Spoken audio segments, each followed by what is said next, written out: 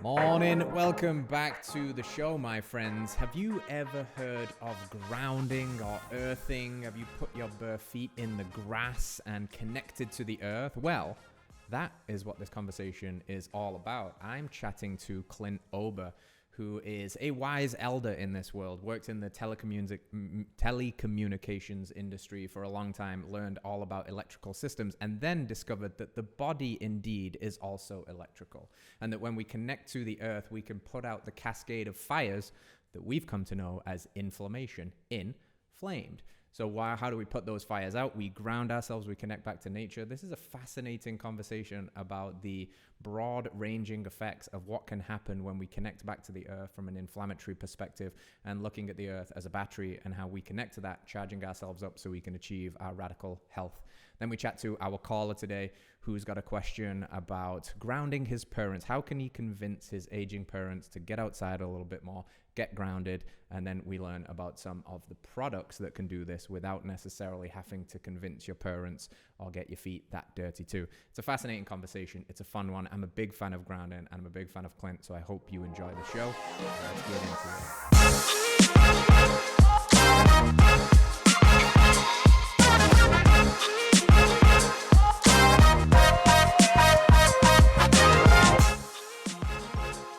Hello, radical health seekers. Welcome back to the show. I am super excited about today's conversation because it's all about grounding, and I have one of the OGs in the grounding space as the guest on the show, Mr. Clint Ober, who's been spreading this message for a long time, and he's here today to kind of dissect this topic that can seem a little woo-woo at first, a little bit out there. What do you mean putting your feet in the grass can fix everything? But Clint's here to tell you why, and I'm here to pick his brain and help us understand this grounding thing. So Clint, welcome to the show. How are you doing today, my friend? It's a pleasure to have you. I'm doing great, and I really appreciate the opportunity to come and visit with you and share what I know.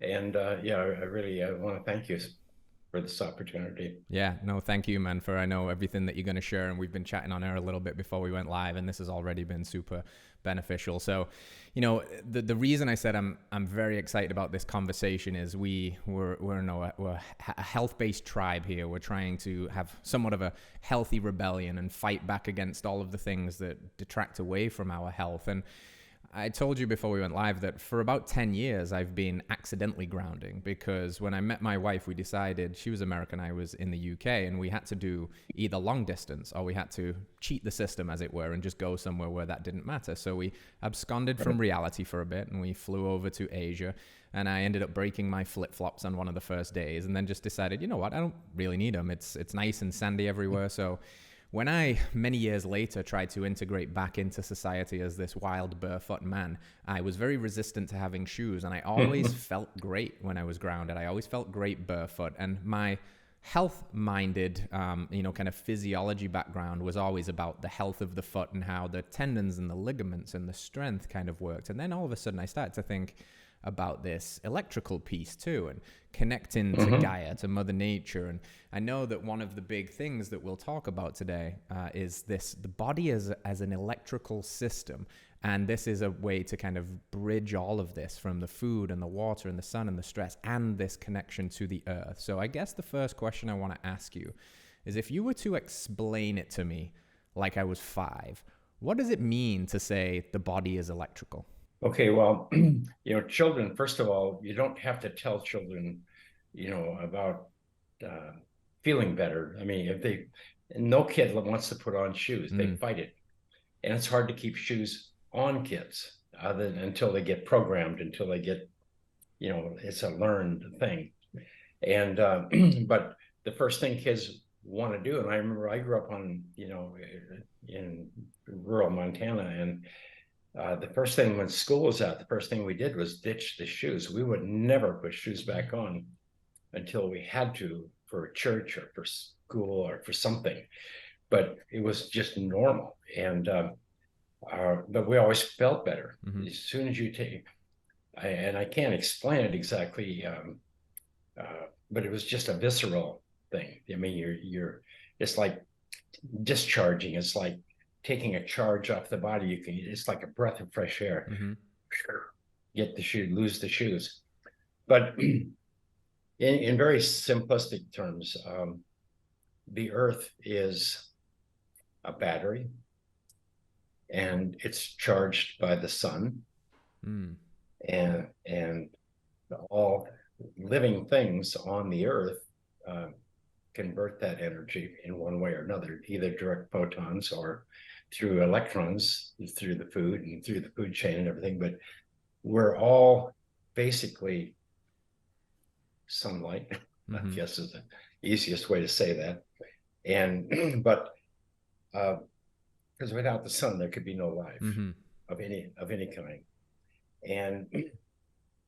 And so when you stand barefoot on the earth has this energetic, an electrical surface charge that is created by, the photons, the sun, and the radiation. And, it's like, again, I don't want to get too technical, but it's like there's no heat coming from the sun. The only thing that's coming from the sun is radiation. And if you're out in space, you'll freeze to death. But if you're standing on the earth and the sunlight hits your body, then it'll warm your body. And that's something that most people aren't aware of. We think that, well, it's hot out because, the sun, the rays from the sun are hitting us. But those rays are, waves of energy. And it's like when you are standing in the shade, you cut them off and you cool down. But it's all so it's all, everything is electrical or energetic. I'm not sure sometimes how to say this all, but so when you stand barefoot on the earth, your body is conductive. And it's like if you stick your finger in a socket, you'll get shocked. That way your body is conductive because it conducts that current. Or if you have static electricity on your body from walking across the floor or whatever, and you go touch an electrical socket or something, or a metal, anything metal, then there'll be a discharge. And that discharge, if you can see it or feel it, it's at least 3,000 volts difference in the charge on your body and the doorknob or whatever. So you're grounding out that charge. So you're conducting that charge from the body to the doorknob or whatever it might be, or just standing barefoot on the earth. So the whole concept is when you stand barefoot on the earth has an electrical energy and an electrical surface charge. 5,000 years ago, they called it Earth Chi, the Chinese and the Taoist. And so it's not something that I discovered necessarily. Something's been around forever. Right. All I did is put a little science behind it. So anyhow, when you stand barefoot on the earth, then your body absorbs the energy of the earth, the electrical chi or surface charge of the earth, and your body equalizes so it's at the same electrical potential as the earth. And that way, when you touch a doorknob or something, there's no electrical discharge or anything. So, but anyhow, your most natural state as a human being, as a critter on this earth, is to be grounded, because from the first amoeba that ever crawled onto land or whatever, I mean, they were always grounded. The ocean was grounded. Everything was grounded. So all life in all forms was always connected to the earth, grounded to the earth, meaning it had the same electrical potential as the earth. The significance of that is kind of what we put together in our research and science. Is we learn, and I come to this by osmosis because I spent 30 years in the communications industry, where you have to ground everything electrical to the earth in order to maintain electrical stability. Like in a cable television system, you want nice clean pictures and thousands of them, and you want all of them. In order to maintain that distribution system, you have to connect it to the earth multiple points, so that if there's any static in the air that's being created by dust particles or wind or whatever, any noise that's created from that is discharged to the earth. lightning, if there's lightning in the air and it hits the distribution system somewhere, which it often does. And so it has to be absorbed by the earth, or the earth has to release enough negative charge to cancel it out. But anyhow, I got to be careful not to lose myself along the way here.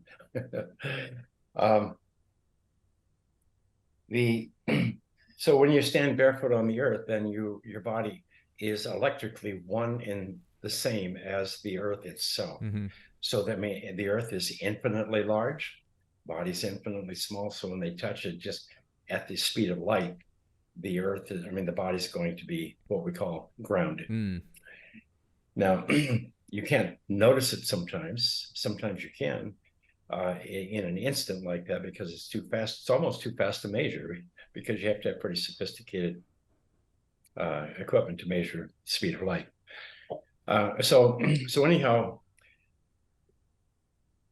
it is our most natural state. It is the most natural state of any plant, any animal, any life form on planet Earth to be connected to the earth. So the significance of the body being conducting Earth's energy, Earth's chi, whatever you want to call it, this charge on the surface of the earth, is that, and this took us, I asked the question 25 years ago, is there a consequence to humans no longer being naturally grounded to the earth? Mm-hmm.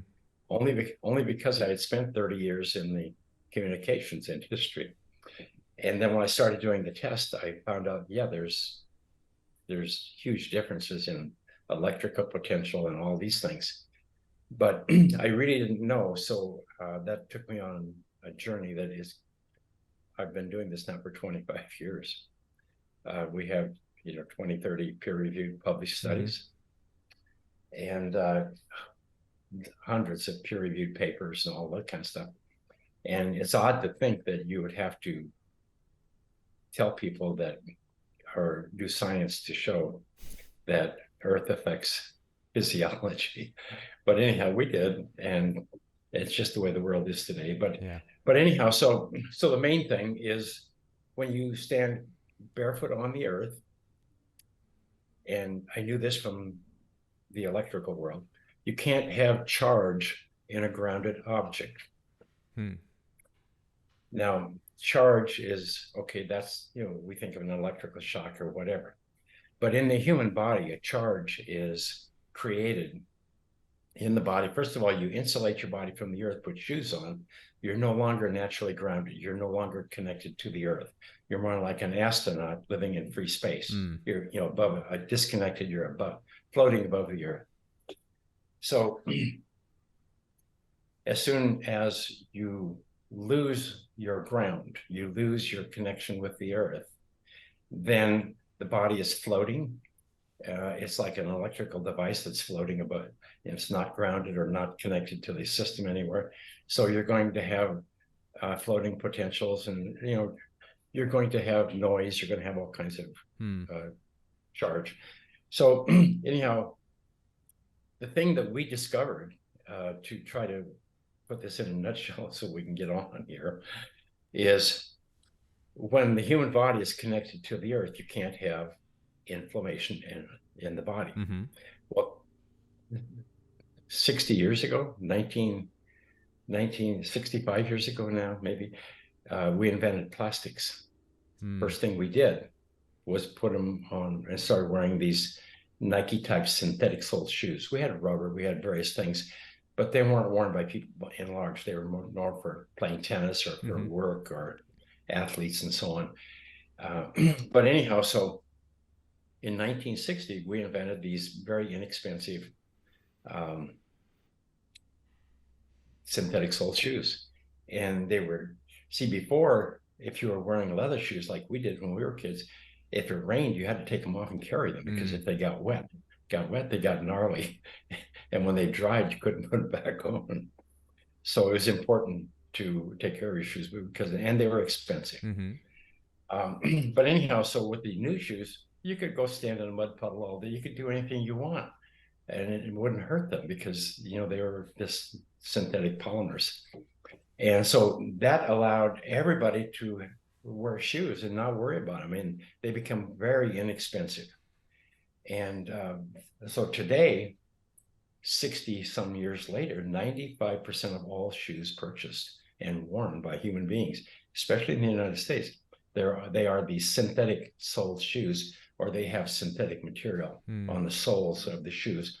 So that by and large, when you walk outdoors now, or you walk, I mean, you're not grounded. You're not in contact with you're not conducting the energy of the earth. So as a result, your immune system operates with, you have a pathogen in your body, and the immune system recognizes it, sends a white blood cell, a neutrophil swims over, and it wraps itself around the pathogen, and it releases what we call reactive oxygen species. These are electrically charged molecules that can rip an electron from a pathogen. Now that takes thousands and thousands and thousands of volts. You can't just rip an electron from anything. And so anyhow, that's a normal process, and it's been going on since the first amoeba.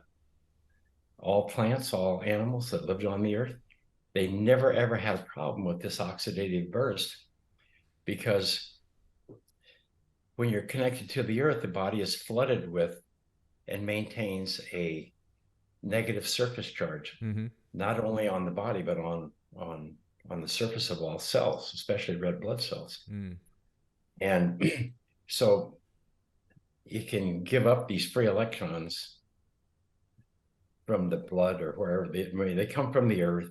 Your body's charged with free electrons. So these free electrons are everywhere in the body. So instantly after an oxidative burst, the body can give up a free electron and reduce any remaining radicals that are left after an oxidative burst.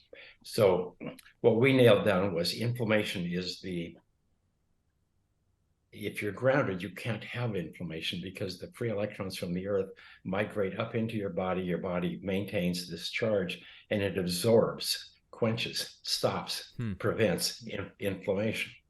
But as soon as you lose this, then all of a sudden your body starts to deplete the free electrons in your body, and then all of a sudden aches and pains and issues come up, and then as time goes on over a period of years, health disorder manifests, primarily the autoimmune diseases. So, but just to finish that little story, I'm sorry. No, this is great. Thank you. But to finish this little story is, so how does inflammation manifest? So if you have a normal oxidative burst and it goes on every day, all day long in your body, whether you're breathing things or cells that need to be replaced, all this stuff is going on in the body all the time, millions and trillions of transactions, and we don't even have to think about it. Our body knows all this. It knows how to do all this stuff. And but anyhow, so as soon as you deplete or lose your ground, you lose your connection with the earth, now you have lost this. You're no longer connected to this reservoir. It's like the ocean. You're no longer connected to this ocean of free electrons that would normally exist in your body. So if you have a remaining radical, it just automatically reduces it. And it's not a problem. It's a natural process that's going on from the very beginning of time.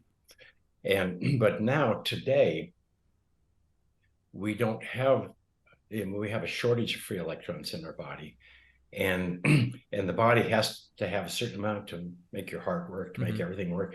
And if all of a sudden you don't have enough free electrons, then it's going to not be able to complete all the normal functions. So the number one function that we're talking about here is inflammation. So the word inflammation means inflame, on fire. The number one reason we ground anything in the electrical communication is to prevent fire, to prevent charge. So charge and fire and inflammation, they're kind of all the same term. So as soon as you ground the body to the earth, it's flooded with these free electrons, and you cannot, these remaining radicals from an oxidative burst are in nanoseconds, just a few nanoseconds. They're automatically reduced and life goes on. I mean, that's just a normal process. But when you are short of electrons, and some people are much more short than others, depending on their diet and depending on the stress they have in their lives. But as soon as you lose your your free electron balance, then the oxidative burst, these remaining radicals, they are only going to last 3 or 4 nanoseconds. And in order for them to reduce themselves to become neutral, they're going to go and steal an electron from a healthy cell or something that's adjacent to the area of the original oxidative burst. And in that process, it damages a healthy cell, a new cell. And that cell then sends a message to the immune system, hey, something's still here getting me. So it sends another neutrophil and repeats a new oxidative burst to destroy that damaged cell. And then any remaining radicals, you set up this chain reaction and chronic collateral damage. And so in modern days, that's called chronic inflammation. Inflammation and the oxidative burst are not related. A lot of people call inflammation, well, that's normal oxidative burst. No, it isn't. The oxidative burst it's a way to destroy pathogen. But the inflammation is the immune system is out of control. I mean, it's not unwinding the oxidative burst. And so what happens is you have this chain reaction, and then the immune system, there's damage being created by this inflammation. And so now the resources of the immune system are dedicated to putting out a fire that it itself is creating because it doesn't know the body's no longer connected to the earth. And so in a nutshell, inflammation is a modern health disorder. Yeah. It could be called shoeitis. In the old days, I called it Nikeitis because I knew Phil, a bunch of the boys up there. And he was the one who started this thing with the running shoe and the waffle iron, cleats and everything. It was great innovation, and the athletes, and so on. But anyhow, so that's. I hope I went too far there, but give us a conversation piece. Oh, you gave us a lot of a conversation piece, and you didn't go too far. That's exactly why we had you on. And I think there's a lot of things clicking into place for me as I'm just sitting back there and listening to that. And one of the key things you said originally that was like, oh yeah, that makes a lot of sense, is that the earth is essentially a battery that is charged by the sun. And if we put ourselves back on it, we essentially tap into the battery's power to charge our own cells. And I had this image come into my head. I have a little 3-year-old at home, and sometimes we buy him a silly little toy. And, they have the battery in them, and you've got this little plastic thing that stops it from working. You have to pull it out. And the shoes are almost like that little plastic thing that separates the thing from working, like as it should, right? And the shoe thing is really fascinating to me because, like you said, it's a relatively new invention. We often take this ancestral view of life, and our ancestors were, if they were wearing anything that was a shoe, it was much more natural fibers. It wasn't this synthetic plastics, etc. And they were barefoot a lot of the time. And the sole of the feet seems to connect us to the soul of the earth. He said you've got the science now. I've seen the dozens and dozens of studies, but we've also got this borderline. It feels like esoteric and energetic, and the earth, I've heard it described as having like a heartbeat and this energy and the Schumann resonance, and all of a sudden, boom, we just plug back in. And then what you said about things in nature don't seem to have these chronic inflammatory conditions because they are constantly plugged into the battery that's giving them the life so that the cells can operate and they can keep putting out these fires. And I think it's probably safe to say that in a modern body that's not grounding, that there is too many fires. That autoimmune component starts to happen. It's automatic now. The body doesn't know itself from itself. It's just attacking. There's fires everywhere. And maybe if we could just plug back into the earth, like the firehouse gets a few more agents to go out there and borrow some energy back and put out those fires. So that's a a really fascinating conversation, because we often take the approach of, yeah, like, I get this. Like, we hear it said in the health space a lot that the great disease is inflammation, and then we focus Right. on, okay, well, we can reduce inflammation through healing the gut and eating certain food and staying hydrated. And it seems to me that that is stuff that could help reduce the amount of fires, but it can't quell them entirely. And that grounding seems to be a blanket approach that really gives the body the energy that it needs to put out the whole cascade of fires potentially. Is that fair to say? Yeah, it's this is a conversation that a lot of people just can't accept this, because of course it's about gut inflammation, or of course it's about, not eating enough blueberries and all these things. That's all part of the thing. But the first of all, you need to know the body's electrical, Mm-hmm. and every cell in the body is electrical in and of and by itself. It communicates. It's a transceiver. It can Mm-hmm. receive information. It can transmit information, and so it's all this thing that we dismiss. I mean, we're not aware that the body is alive. I've always known the body's. I don't know why it came to me. It's just something I've always known. Mm. Um, but when you it's like when you take the battery out of the little car you're talking about, it quits running. Mm-hmm. Well, that's kind of what's happening here. So our immune system is no longer running as it was designed. As it was designed, it needs to have this reservoir of electrons that it can draw from. And so there's an oxidative burst, boom, then the free electrons can come up and mop up and ground and reduce and prevent these electrically charged molecules from stealing cells, ripping electrons from healthy cells and damaging cells, which cumulatively build up and end up producing any autoimmune disease. Mm-hmm. If you have any health disorder, first of all, you have to know you can't have pain in a human body unless you have inflammation. Mm-hmm. Now, an acute pain, that's a little different, but I'm talking about chronic pain of any kind. If you're sitting there and you've got some pain in your body, then you're suffering from inflammation. You're not suffering from pain. Pain is a messenger telling you, hey, there's something going on. I'm on fire. Put the fire out. Get me out of here. But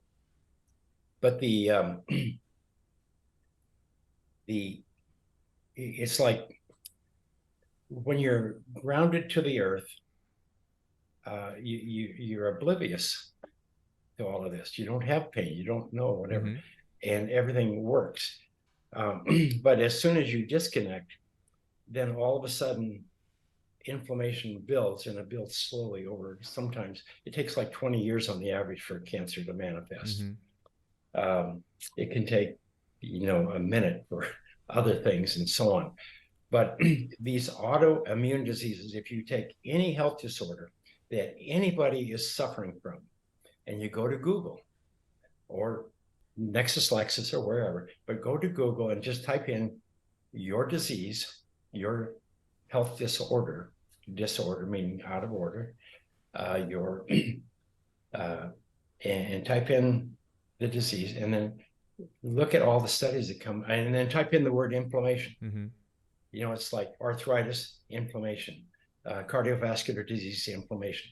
Well, cardiovascular disease is an inflammation-related health disorder. Cancer is an inflammation-related health disorder. You have to have inflammation for a long period of time for cancer to manifest. But if you don't have inflammation, it can't manifest, because the immune system, that's what got us here over all of these, all of these eons of time, is we have this immune system. This immune system is electrically charged. It's oxidative. I mean, it's protective. I mean, it can protect every cell in the body from anything out here. And as long as we're connected, and that's all normal. But if you're not connected, it's like when you have a cytokine storm in your lungs. A lot of people experience that with COVID and COPD and all of these modern respiratory health disorders. Pneumonia and so on. You get a cold or whatever, and if you don't have enough redox potential in your body, enough free electrons to reduce the oxidative radicals that are being produced by the immune system, which is reducing the pathogen in your body that's causing all of this.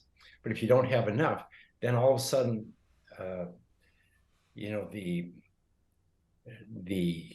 immune cell, a cytokine, let's say, it goes in, does its job, reduces some pathogen in the lung or whatever. And then as a result, there's not enough free electrons to reduce the charge, or the remaining radicals produced by the cytokine. Mm-hmm. Then it's going to attack and steal an electron from an adjacent lung cell. And then all of a sudden, now the immune system sends an army, a wave of cytokines, and it's in there fighting, trying to put out, reduce these pathogens and create the damage that it itself is creating, because there's no ground. And I hope I'm saying this right, because this is really important. Your immune system is dysfunctioning, autoimmune disease, autoimmune disorder. These are the popular terms of modern times. All of these inflammation-related health disorders are autoimmune diseases. The immune system is dysfunctional. Why is it dysfunctioning? Because it lost its ground. It no longer has that resource, that fire hose to put out the fire, to reduce the remaining radicals after a simple oxidative burst, which is the most natural thing on the planet. And it is the one thing who got us all here. So, so this is all modern health disorder. This is the last 60 years, and it's like diabetes, MS, lupus, fibromyalgia, and it goes on and on and on. Then it eventually manifests as, cancer, this or that or whatever. But these things are not natural or not normal, for the body. To give you an example, I grew up on a ranch in Montana, and when I was a boy, I was a cowboy. Cowboy is a boy who sits on a horse and he rides the pasture. And what he's looking for is any cow or calf or whatever. It's not looking or acting like the rest of the animals in the herd. And when you find one, you take and pull them out of the herd, put them in a pen, a holding pen. Then you go ride the pasture and say, okay, something's wrong in the pasture. Something made this calf or cow sick. So you go check the water, first of all, make sure it's clean and healthy, and the creek nearby, whatever. And then you ride the pasture looking for weeds, make sure there's no noxious weeds in the pasture, because that'll make them sick sometimes. Or make sure the grass is not too short. Anyhow, but the concept is very simple. If you have sick animals in the pasture, then something's wrong with the pasture, because health is the animal's most natural state. If the pasture is clean and pristine, you're going to have health. You're going to have healthy cattle or healthy animals. And so that's the concept here. Cancer, to say it another way, it's like animals who live indoors. Most of them, everybody who owns a pet, you have a vet. And the reason you have a vet is because your animals get sick and you got to take them to the vet. And oftentimes they suffer from inflammation-related health disorders and immune dysfunction.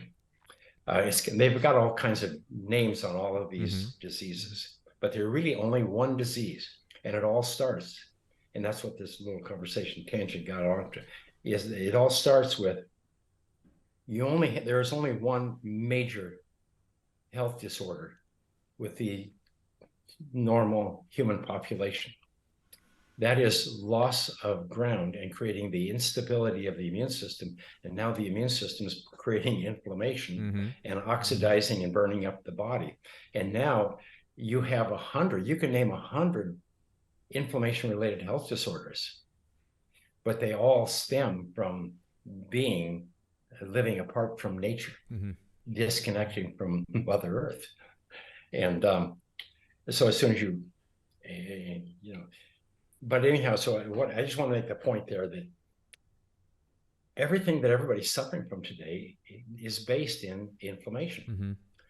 And inflammation, it was Ritker and the boys back at Boston, Mass, back in the early 2000s, about the time we started doing the earthing research also.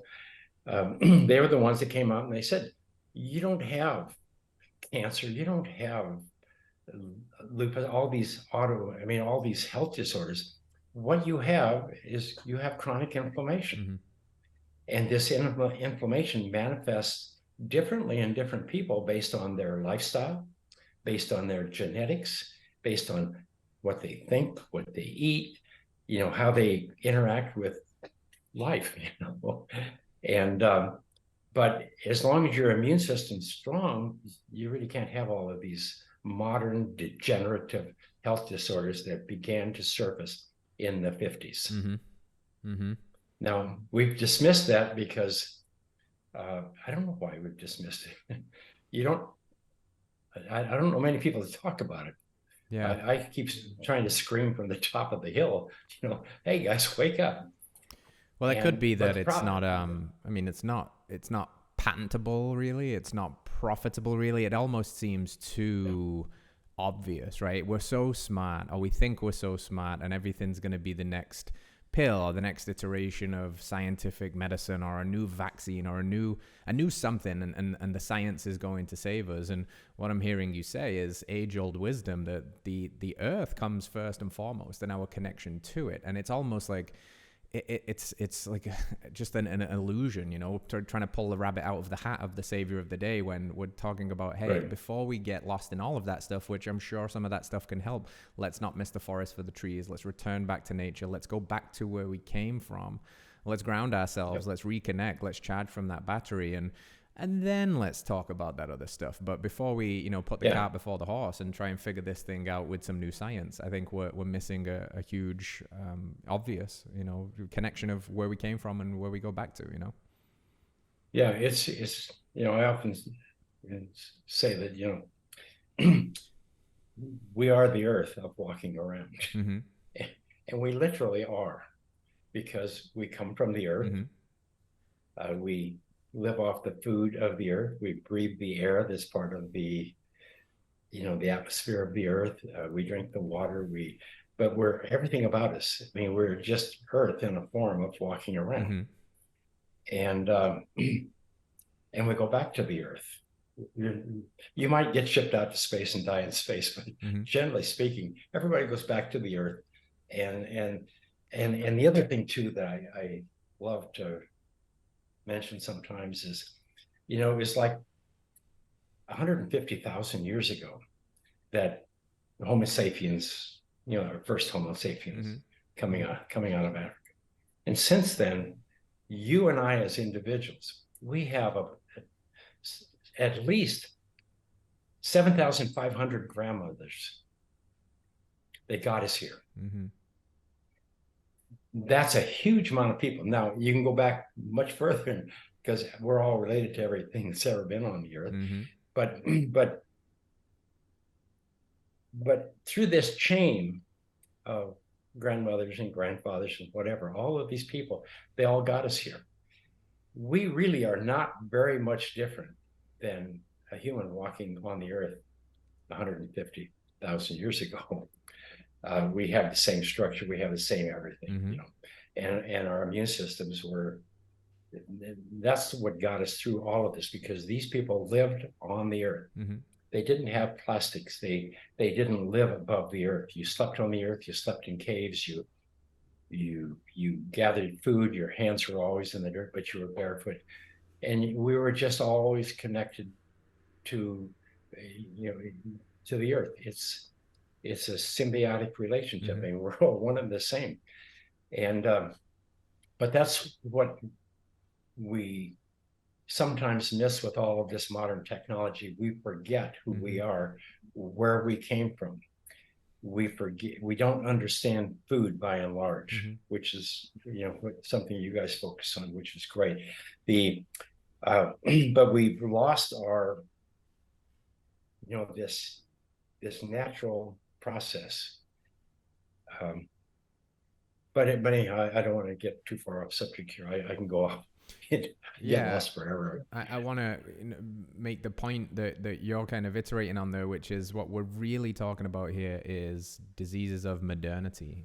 This is the cost of progress in a sense, and that the modern problems we face maybe can be healed by ancient solutions of that remembering. And something that we tend to do now is apply band-aids to the bullet wounds, and think that can fix Yeah. things. And we were joking before we went on air that we're all on the same boat, and the boat might be proverbially sinking. And instead of plugging the holes where the water's coming in, we've just got people with the shoe trying to flick some water out of the side, and we kind of Yeah. missed the whole point. And I think you said something that's really important, and I know this is a part of your story a little bit too, so I want to kind of follow this track, because you said that the pain as a messenger, when you feel that pain in your body, it's a messenger for inflammation. And I've always said that pain is one of our greatest teachers, because nothing quickens consciousness quite like pain. And maybe the pain that we're feeling as a collective and the pain that we feel individually is actually an invitation to look at something. The pain is not there as an accident. Pain is saying, hey, look at this thing. And you had a bit of a pain teacher moment, right? After kind of ascending the heights of the electrical world and then going through a health scare yourself and kind of coming back more to this simple way of life. It wasn't like this was something you've done your entire life. What was the story there? Because that was super fascinating to me. Well, when I was about 50 years old, um, I was attending a bunch of Christmas parties in Denver, Colorado. I was in the communications, cable television industry, and and there was a hepatitis scare went around, and I started getting real sick. And I thought, well, I had picked up this hepatitis or something, and I kept going to the doc, and the doc kept saying, well, we can't figure out what this is. It's not hepatitis. It's not this, not that. And about a month later, I couldn't hardly get out of bed one morning, and I went to the emergency room. They put me in a CAT scan, and they found that I had a big abscess in my liver. Mm. And then they traced it back to I had a dental infection a month before and had a root canal put in, and evidently something went awry. And so as the bacteria from that, some of it got into my liver, lodged in my liver, probably drinking too much, probably doing something I shouldn't have been, compromised my immune system even more. And I didn't know much about health back in those days. But anyhow, I did, but we think about taking care of the animals. We don't think about taking care of ourselves. Yeah. But anyhow, so the next morning when the doc came in, he said, well, we have some good news, bad news. We know what it is. It's, this bacteria that got into your liver, and it's, done a lot of damage in your liver. And he said, the bad news is it's compromised your liver to the point that we need to tell you, you need to go home, get your health together, because there's no assurance we can get you a new liver.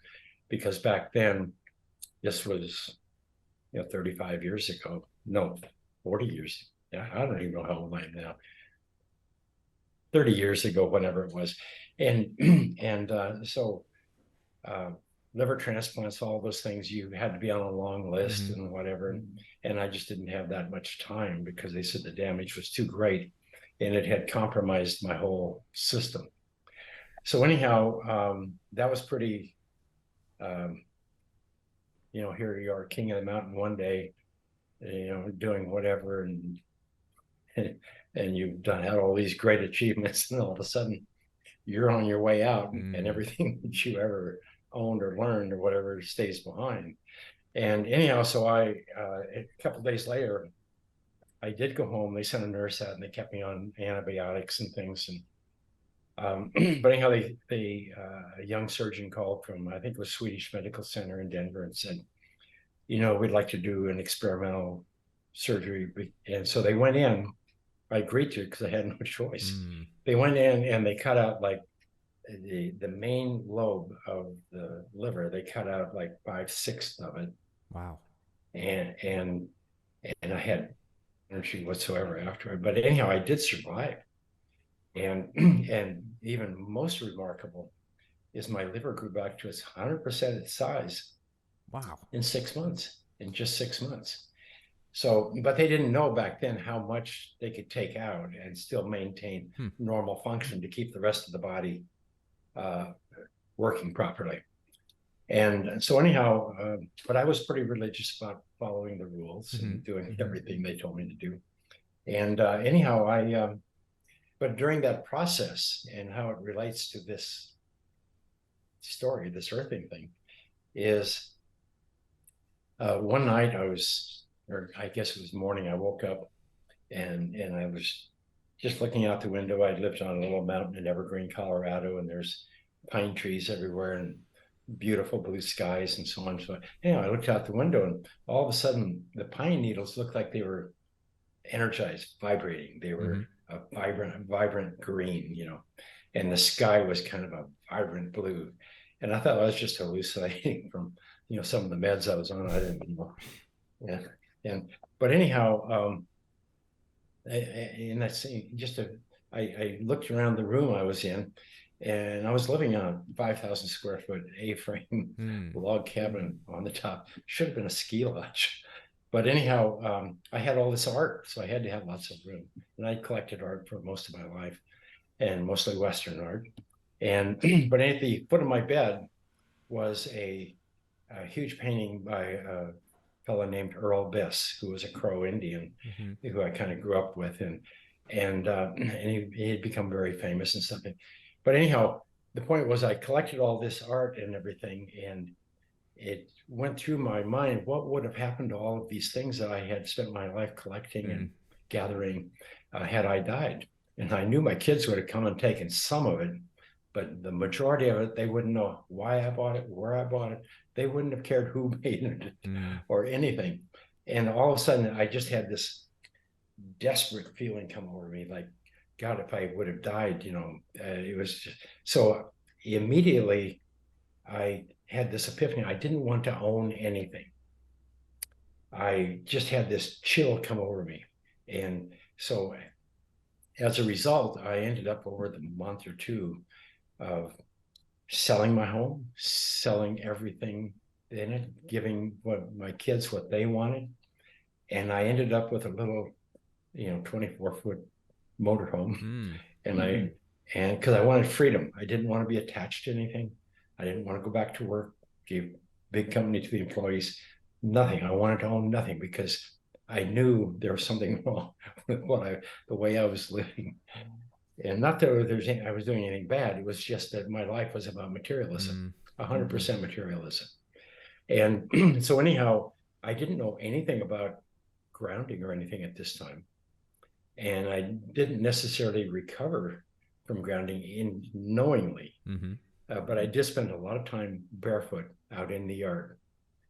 Whenever the pain would come up, wherever, I didn't feel right, I would automatically go outdoors, get the sunshine on me, and I would just be laying on the earth. And I didn't think anything about any of that. So, but anyhow, I ended up at this little motorhome and I took off and I started driving around the United States, mostly to living in national parks, stopping and seeing my kids or various people, friends that I had accumulated over the years. But I spent most of the time just by myself in natural parks. And then one day I ended up down in Key Largo, Florida. Key Largo. And I was on the bay side, had the RV parked up to it, and I went outdoors that night and I could feel, there's a lot more to all of this, but I could feel the energy. Something was speaking to me, meaning time to go back to work, time to get, go home. And this was 4 years later, go home and get back to work and do something. And I didn't know what it was. So anyhow, I took off. I went up to see one of my kids in up in Fort Lauderdale somewhere. And then I deadheaded back to LA. I got there and I said, I can't do this. Went to Tucson. It was okay. It was a cowboy town, something I'm used to, but it wasn't right. So I think, well, I'll go up to Flagstaff not Flagstaff, yeah, Flagstaff, Mm-hmm. and because they have snow and cold and cowboy type stuff, and halfway up, there's this little town called Sedona, Arizona. I didn't, never been there, never heard of it. But they had an RV park. So I thought, well, it's getting late. I'm going to just go pull in there and go up in the morning because I was tired. And then I woke up in the morning, I looked out, I was parked across just a few feet from a creek. It's called Oak Creek, runs through the town. And then there was a tourist thing across the street called Tlaquepaque. And it was just kind of organic and just a nice place. And I looked around and I said, I'm not leaving here. This is like living in a national park. Mm-hmm. So I spent a little bit of time there, didn't know anybody, but they had all these art galleries. And I had collected art my whole life. And I thought, well, I didn't want to own any more art or ever buy another piece, but I really enjoyed it. So occasionally I would go around, visit the galleries, get to know the gallery owners. And then one day there was a special artist coming to town, a special presentation. And I knew the artist and I knew the art. And I went to the art gallery owner and I said, I have a background in stage lighting and I know how to light. And I said, this art that's coming in here, you need to have somebody to help you with the lighting because they had horrible lighting in these galleries. So it took me a few weeks, but I convinced her husband to let me come in, take all the lights down, take all the art out of the gallery, and then bring these pieces of art in, then place them in strategic, and then light each one individually so it give it presence that it deserved, and so on. And then after I did that, everybody came in, and the owner of the gallery, she walked in and she broke down in tears. She said, I've never seen anything so beautiful. And I said, thank you. But anyhow, at that particular event, every art gallery owner from Scottsdale to Sedona and around, they were at that event. And so afterwards, they all asked, well, who did your lighting? Who did this? And so I automatically ended up in a little bitty business called Best of Show. Mm-hmm. And all I did was go do special event lighting for the art galleries in the area. And they didn't have a lot of money, so it wasn't about money. It was Mm-hmm. just about doing something that I loved. I loved art. And so anyhow, that was all good. But anyhow, one day, as I was doing that, I had to order some special lights from a wholesale house down in Phoenix for a show. And I was sitting at the computer and I was trying to get the order in. And my computer kept glitching and crashing. This is back in the 90s. Computers weren't grounded, nothing. But the temperature and everything was sufficient that there was a lot of static. So every time I would touch the computer, it would crash and go down. So I knew what it was. So I went and found a piece of copper tape Mm-hmm. and laid it across my desk. And I connected it to a wire and I connected it to the electrical ground. And then before I would touch my computer, I would just touch the tape, discharge the static electricity on my body. Then I would go type. Everything was perfect. I thought, wow. And so then I got my order in, whatever. And then I immediately went outdoors and sat on a bench outdoors and up pulled this tour bus, and as the people started to get off, it was a Japanese tour group. They're a little shorter in stature. Mm-hmm. But you could tell they were a group, a tour group. And so anyhow, but they were all wearing white tennis shoes. And I noticed them and intuitively come to my mind, said, I wonder if there's a consequence to us no longer being naturally grounded to the earth. Because I was a kid. When I was a kid, I was always grounded. And in the world, 30 years in the communication, I totally understood grounding. And it was an intuitive thing. I didn't know.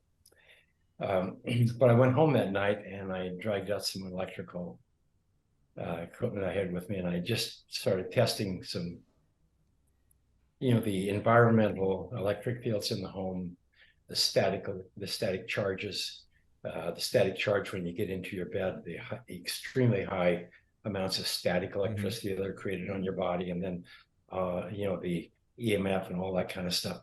And I thought, holy cow, I don't think anybody knows this stuff is here. I didn't, and I'd been in the industry forever.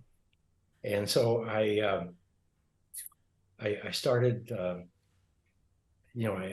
immediately, I went back to a hardware store. It was early enough. I went back to the hardware store and bought a roll of 3-inch wide metal duct tape, aluminum duct tape, like you would put around heating vents and whatever.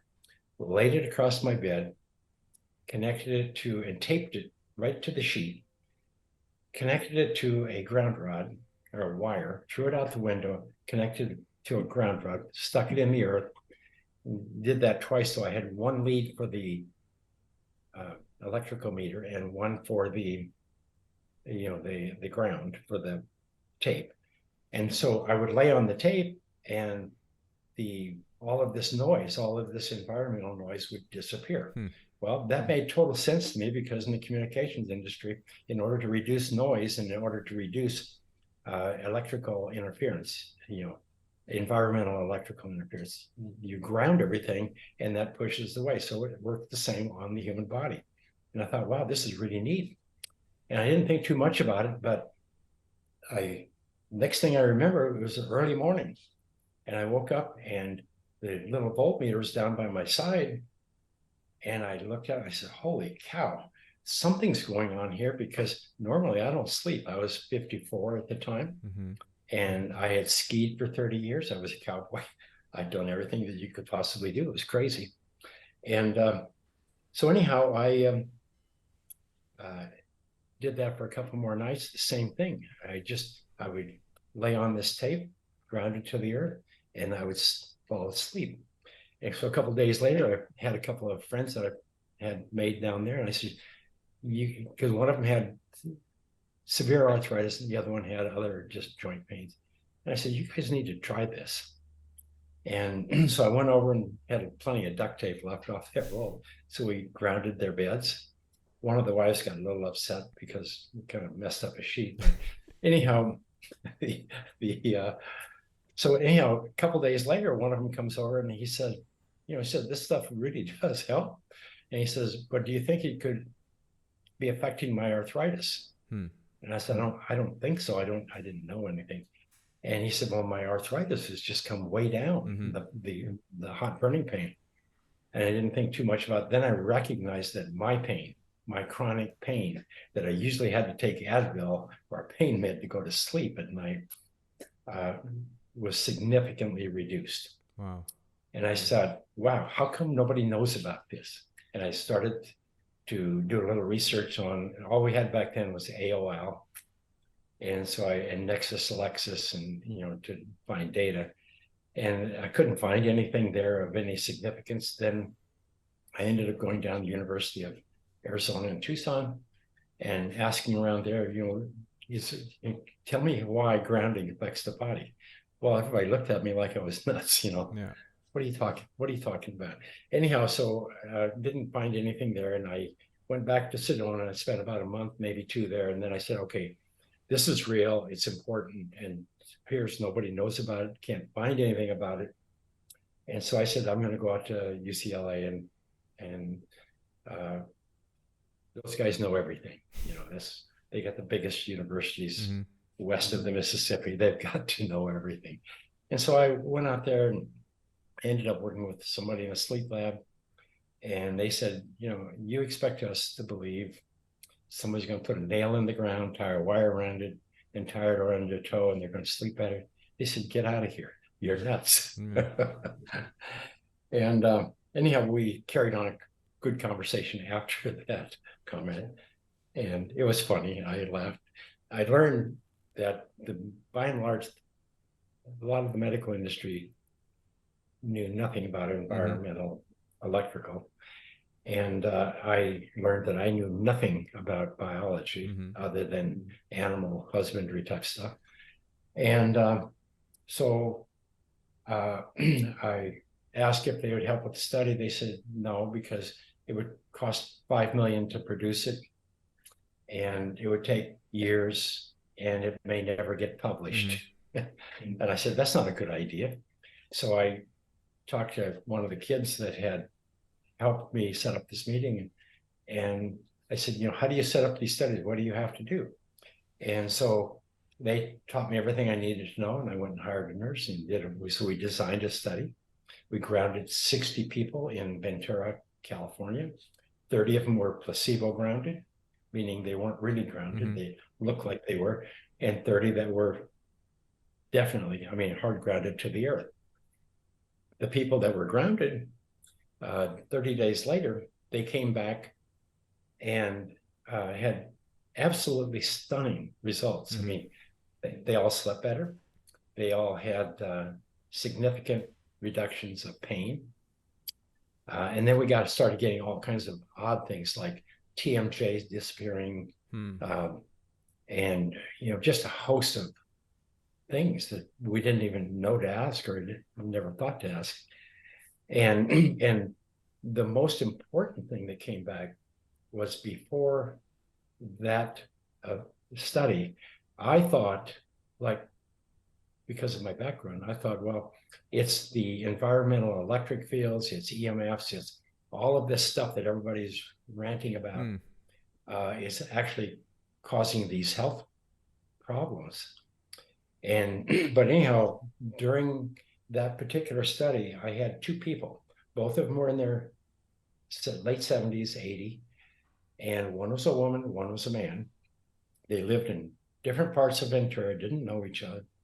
Anyhow, they both one had just had cardiovascular disease, had serious operations, looked like death formed over. And the other woman lived she had gnarled fingers and from arthritis and all kinds of pain and whatever. So anyhow, I went and I grounded them, and they both were to be grounded to the earth, live grounds. Anyhow, I went in, measured the electric fields in the home of the guy who had the major cardiovascular issues. And anyhow, I couldn't find any electric fields because it was an Adobe type home, and it had Adobe type flooring.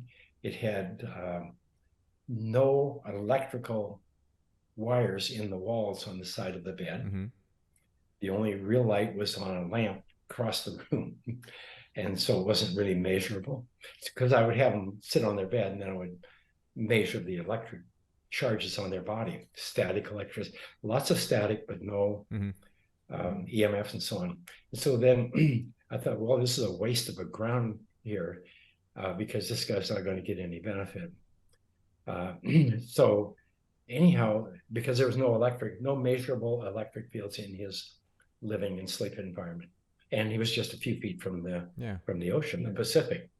And so the other lady went over there, and she had more electric fields than I think I had ever measured anywhere on any person.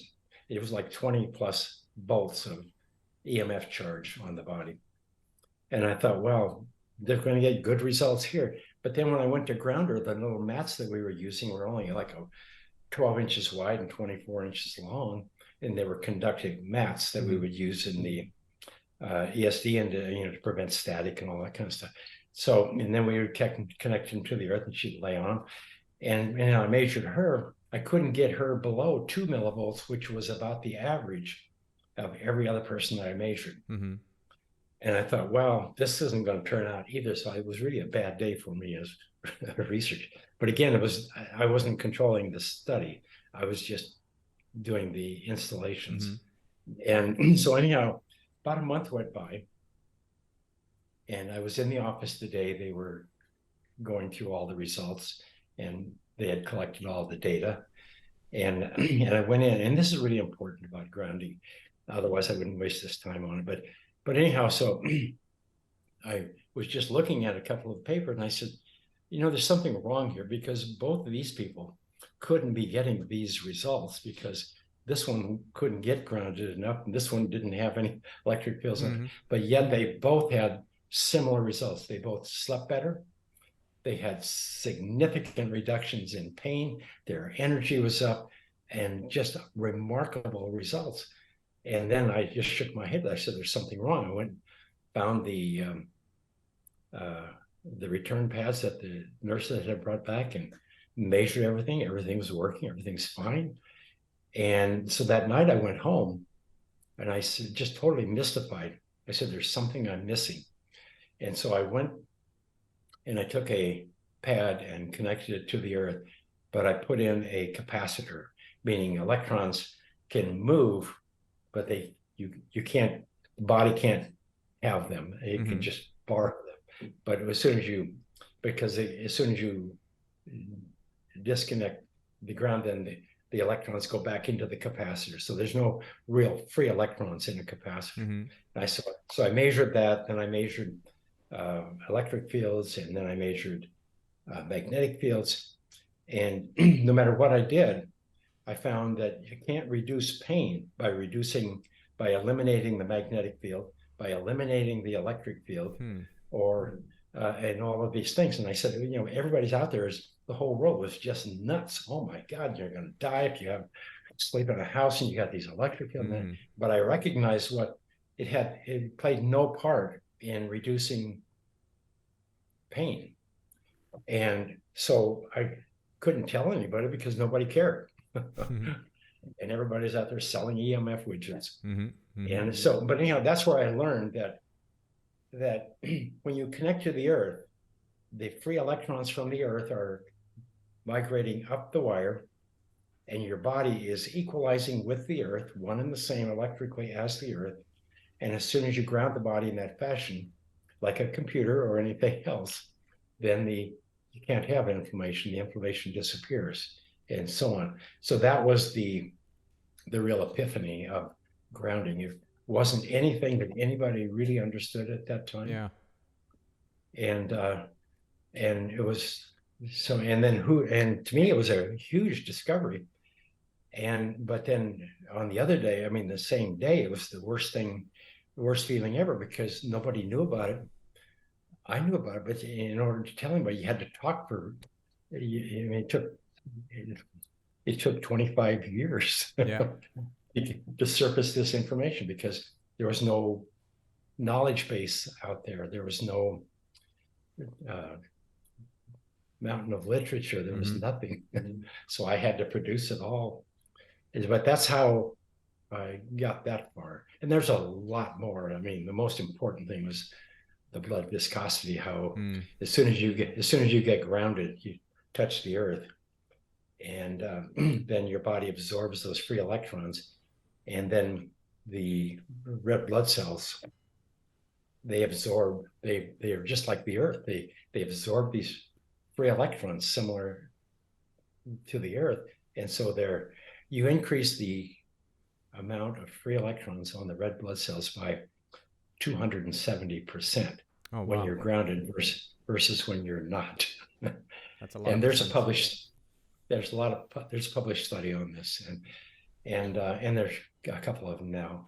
And so that is the real most important thing that we discovered, that when you touch the earth, and you equalize with the earth electrically, and then these electrical charges of the earth migrate throughout the body, primarily via the blood and other things, and then they can donate a red blood cell that's got 270% more electrons on it. It can donate electrons as it's going in and out of the capillaries and reduce inflammation, and then pick up more when it goes back through the foot or wherever it picks up the ground again. So it's really remarkable, and it's absolutely, I pasted it together, a lot of cowboy logic. Yeah.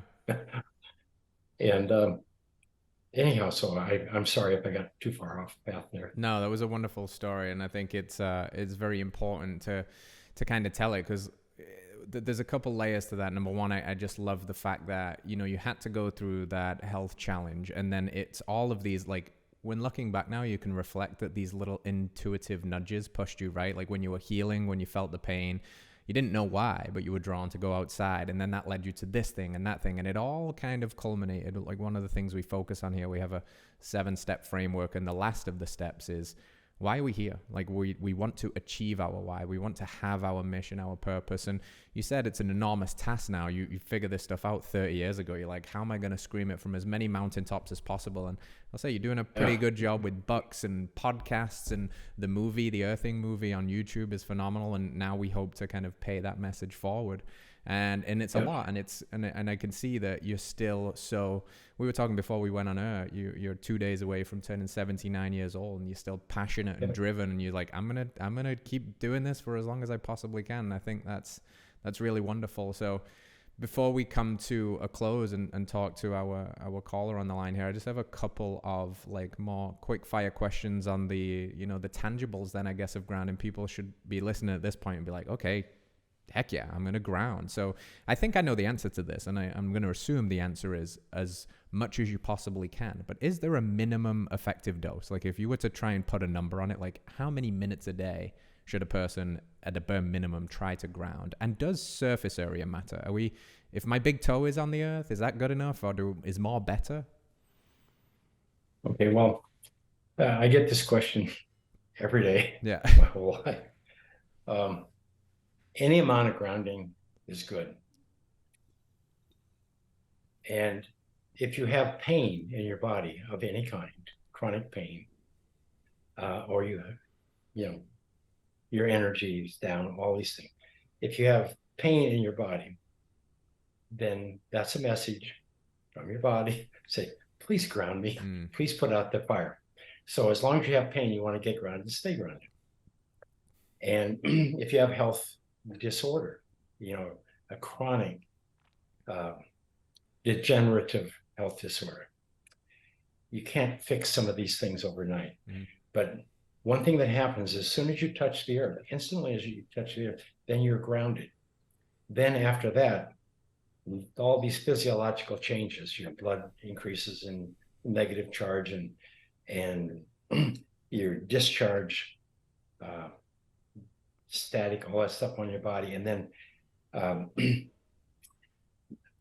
so there's you're just a different person when you're grounded than when you're not. But anyhow, so I don't want to confuse that you're going to get you touch the ground and then all of a sudden you're going to be well. That's not the case. What's going to happen when you touch the earth, you're going to stop the inflammation, because now the body's got free electrons. It can go and start protecting those, or reducing those radicals before they can damage healthy tissue. And as soon as that mission is accomplished, which is rather instant, a couple of circulations of the blood, a couple of minutes, then after that, your body, the immune system needs to go to work and repair all the damage that was created by the inflammation. If it's just recent inflammation, it'll be gone in minutes. But if it's long time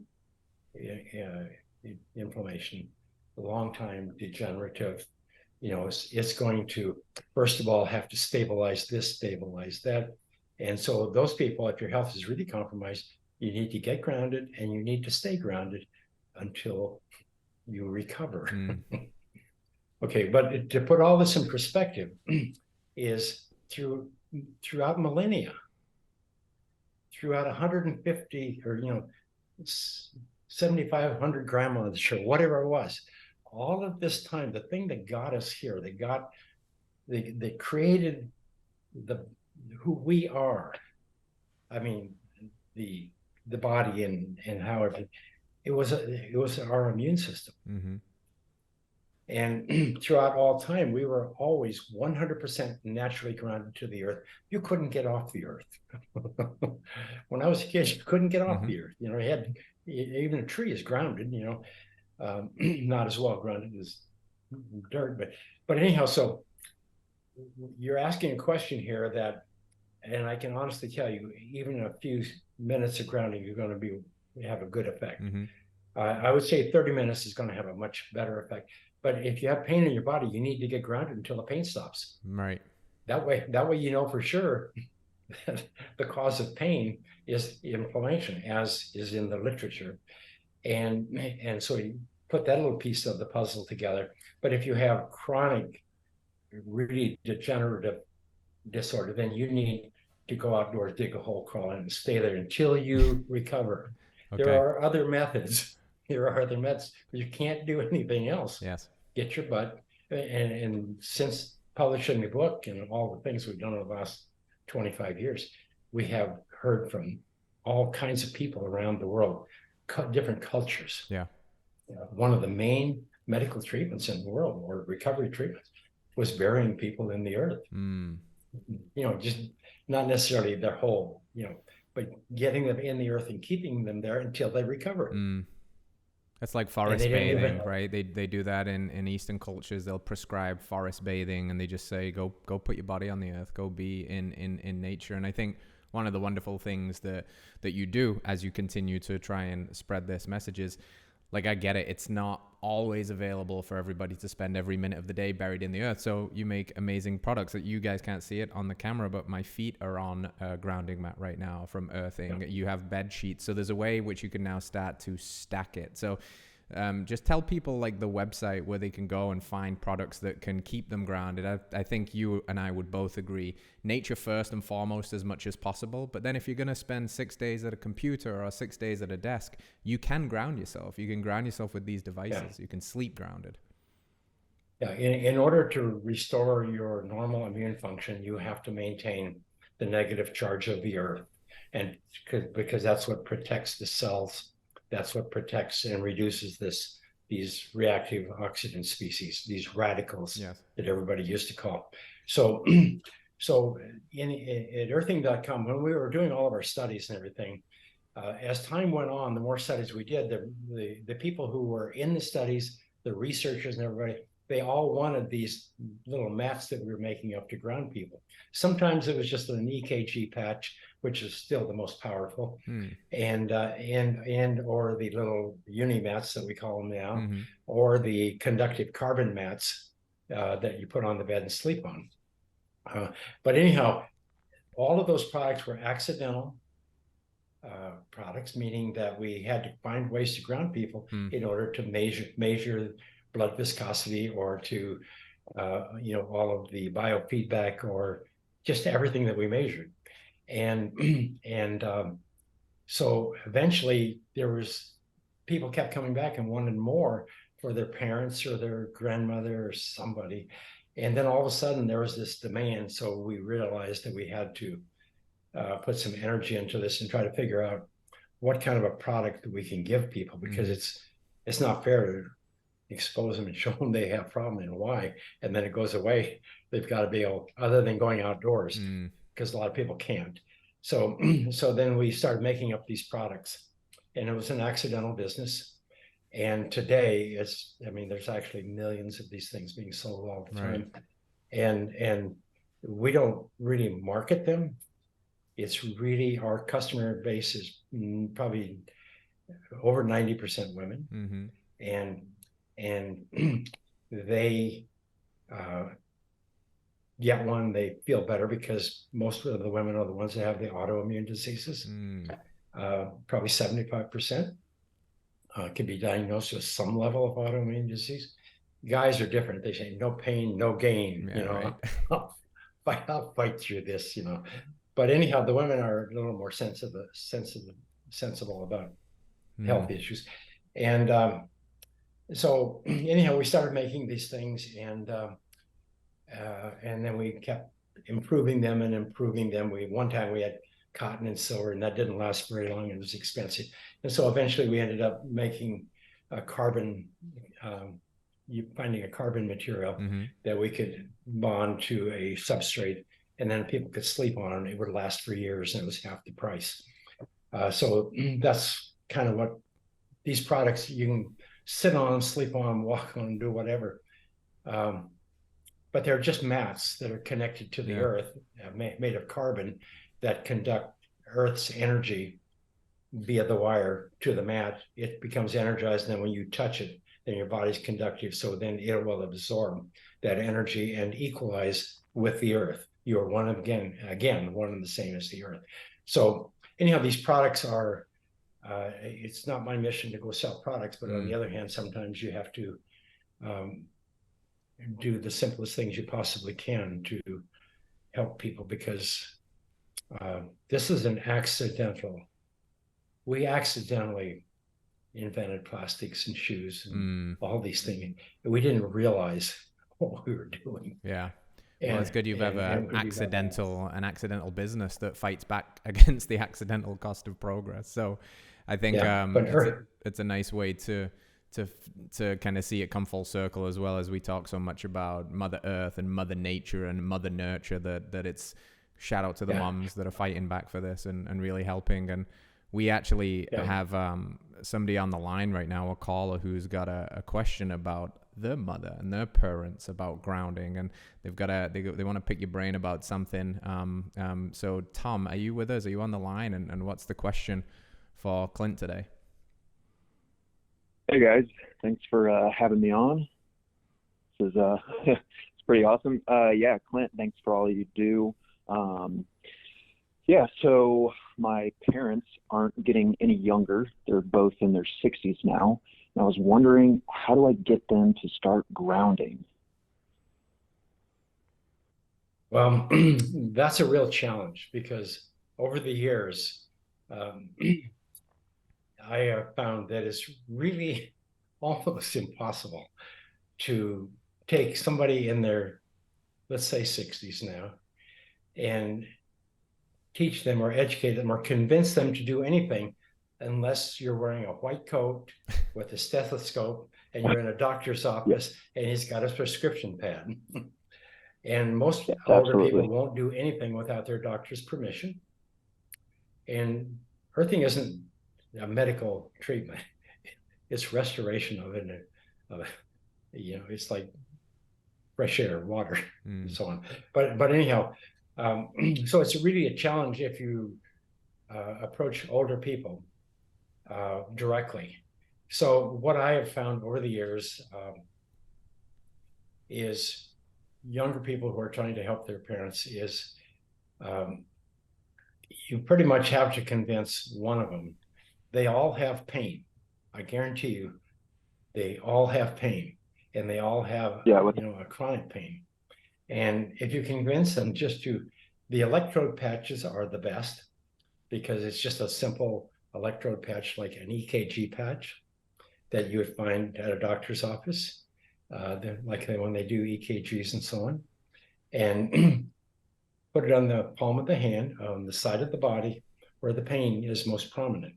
Because they'll have pains everywhere, but you only experience one pain at a time. So you pick where the most pain is, and then you connect it to a ground cord, connect it, just plug it in to the ground, and then just sit there for about 5 minutes. And then all of a sudden they'll start looking at it and they'll say, "What is this?" Because generally the electrode patch will reduce pain, probably on the average in 5 minutes or less. And that's remarkable, because nothing they are doing will do that. So what you're doing is what you're doing when you put the patch on, it reduces the resistance, the skin resistance. So it's like there's no resistance, so it goes straight into the nerves, and then it gets into the blood, and then the blood circulates and so on. And but anyhow, so it's a rapid way to reduce inflammation. And but that's what I would do. I would ground them with an electrode patch. Otherwise, if that's not possible, if you can get them outdoors, like on a nice day, if you can get their shoes off, put their bare feet on the earth, and if you can have just a little bit of sunlight on, the same thing will occur with their bare feet on the earth. All of a sudden, you'll see their skin start to pink up. The blood viscosity is reduced. Now their circulation's improved. They got more blood flow, and they have a discharge. An electrical discharge, and they relax. Their respiration changes. They may not sense all of these things, but combined, they feel better, and they feel better fast. And I always tell the average, woman, I said, you're going to look 10 years younger if you will ground yourself for 15 minutes. right now, and then look at yourself in the mirror. Go in the bathroom afterwards and look at yourself in the mirror. You're going to look 10 years younger. And the reason, and it's true every time, and it's because before the circulation of the blood is, in most people, is not really energized. And they're kind of a grayish off color, you know. But as soon as you get grounded, then all of a sudden the skin starts to pink up, the energy comes up, their demeanor changes, and they're part of the conversation. But they look at this patch and vibrant. say, what is this thing? And all you've done is connect them to, you grounded them to the earth. You connected them to the energy of the earth. What's the patch called again? It's just the electrode patch. We call them, at earthing.com, they have them, they call it the patch kit. And I think they give one away with certain orders and stuff. But or they have a really good deal on them. And I really encourage that product with everybody because it's so instant. I mean, it's, you know, pain is, this stuff's all electrical. And so to ground is electrical. To turn a light switch on, it's electrical. You know, an electric bill can send a pulse and it'll go all the way to Pluto and back in just a few seconds. You know, it's everything in the whole earth, the whole universe, everything, it's all energetic, it's all electrical. And we have that point all too often. It's starting to happen. It's starting to have, people are starting to recognize that everything's electrical. Awesome. Yeah. Well, I really appreciate that. I have one more quick question, if that's okay. Yeah, sure. Sure. Tom. We live in a fairly urban environment. We live in a city. Is there a difference between, say, a city park or a small backyard versus, say, the beach or a forest when it comes to grounding? Well, it's like we live in these cities, and these cities are full of noise. You have to recognize, first of all, that noise of any kind, whether it's a car going by or anything else, or whatever, it's all electrical in nature. But anyhow, so we have a lot of this, what I call static static noise. I mean, it's environmental noise. And you have to go back to our immune system and our fight or flight system. In nature, when I grew up in Montana, and in nature, you know, we'd be out in the woods. There wouldn't be anybody for 10 miles or 100 miles sometimes. And right. So when you're out there doing whatever you're doing, and like if there's a bear in the woods, you could feel him. You would not be able to see him. You couldn't smell him. You couldn't hear him, but there is a bear in the woods. But how you know is because the hair on your arm will stand up in the middle of the woods. And so I call it the bear in the woods effect, but it's really your fight or flight system. We all have an innate parasympathetic nervous system, so it senses everything out here and it responds to it. You know, it's your fight or flight, prepare to fight or prepare to run. And you have a few seconds there, and that's when your parasympathetic releases a few hormones that calm you down for just a second so you can make an intelligent decision. But today, we're living in a sea of noise. We can no longer feel the bear in the woods effect. It's gone. Now, when you go out in the woods, you can feel it. You go back to the creek, you can feel it, but you cannot in the normal city. So our nervous systems are chronically in a chronically elevated sympathetic state, meaning fight or flight state.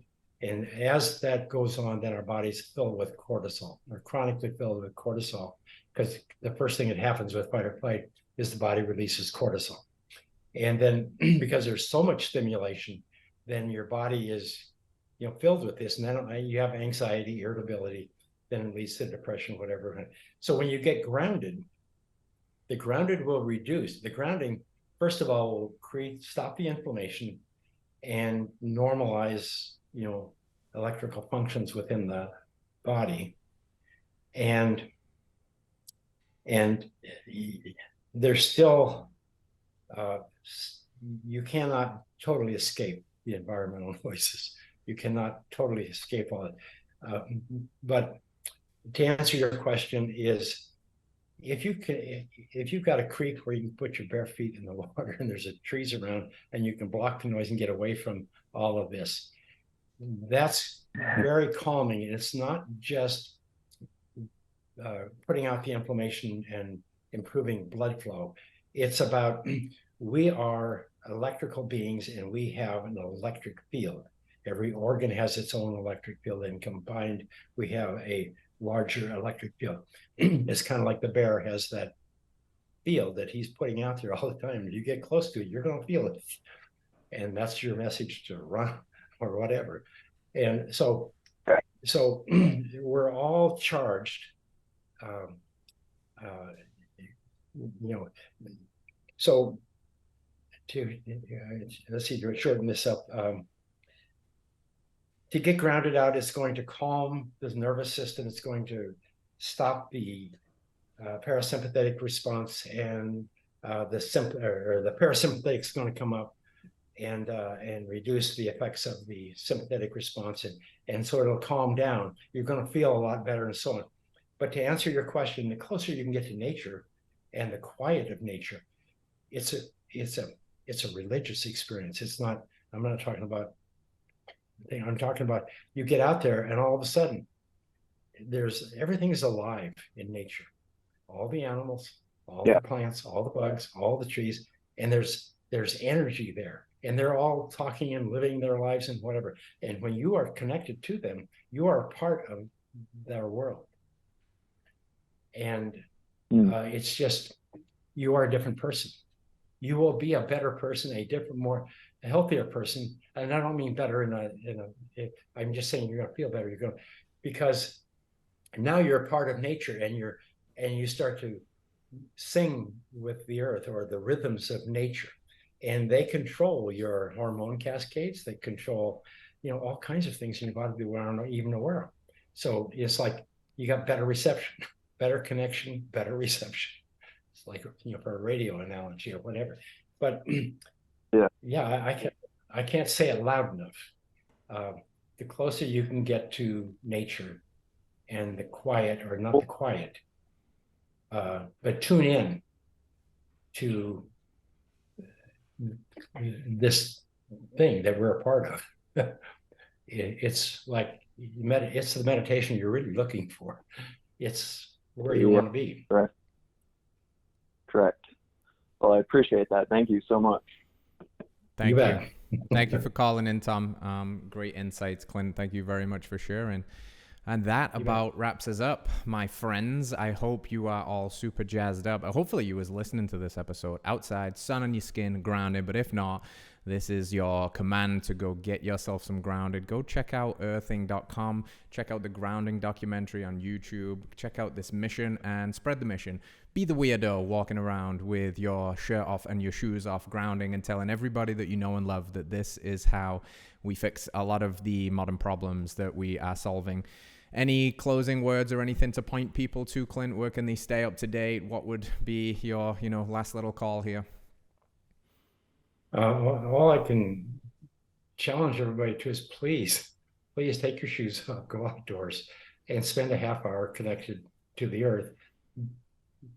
Put your hands and feet on the earth if you can, underneath of a shade tree, so you can experience what we're talking about, what we've been talking about, and kind of tune in the nuances and it's hard to without instruments to measure all this stuff, but experience. I mean, you've got to, just touch the earth and drain the anxiety and the irritability and the, all this stuff, and then just let it drain from your body. The earth absorbs all this, grounds it out, and then all of a sudden you're left with this piece of nature that you are, and it's beautiful. Yeah. I always say feeling is believing. So go and feel it, my friends. Go get out there, get dirty. The dirtier the feet, the happier the heart. That's what I like to say. So go make those feet dirty. Go roll around. Go play. and go stay awesome. And maybe you can be a badass 79-year-old one day talking about all this stuff and educating the world. Clint, I appreciate the heck out of you, man. Thank you for joining us today. And thanks for everything you do. All right, friends, thanks for tuning in to another episode of Radical Health Radio. We got a fresh new podcast for you every Wednesday. If you enjoyed the show, consider liking, subscribing, reviewing, and rating us on your podcast platform. It helps to spread this message of radical health. We'll see you next week.